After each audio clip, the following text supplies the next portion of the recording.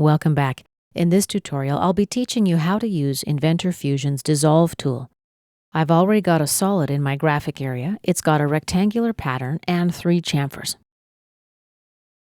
These 2 chamfers were created after chamfer 9. Let's right-click on chamfer 10 and select Dissolve. The chamfer 10 feature has disappeared from my tree, but the geometry stays intact.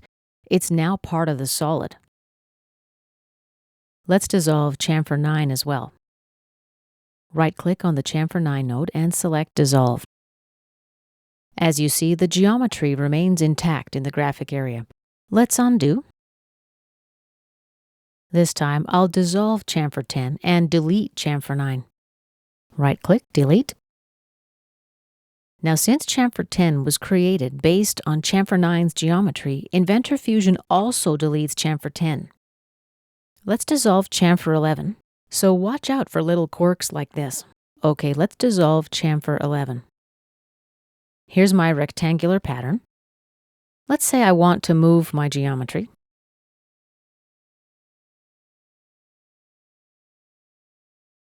The result of this move operation is that the entire pattern moves. Let's see what happens when I apply the Dissolve tool to this pattern. Let's right-click on hole number 2, select Dissolve.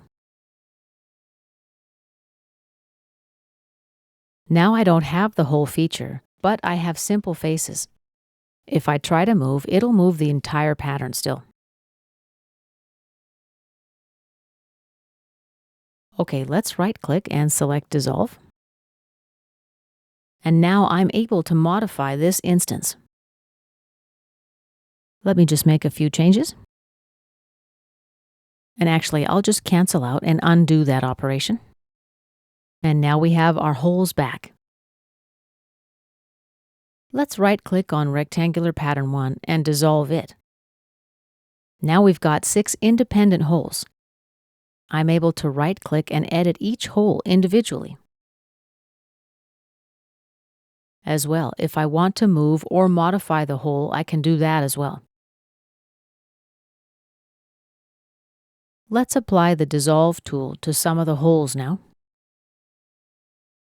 As you see, the geometry stays intact, but the hole has disappeared. On the other hand, if I right-click and delete the holes, the features will be deleted from the graphic area as well.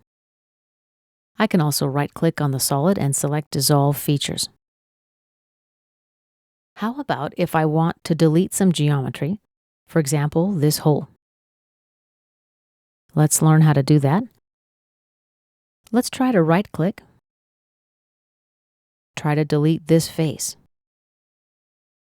I get an error message. The gap cannot be filled. Let's try it again. Right-click, and let's try to delete this face. Once again, right-click, delete this face. And now I've deleted the hole.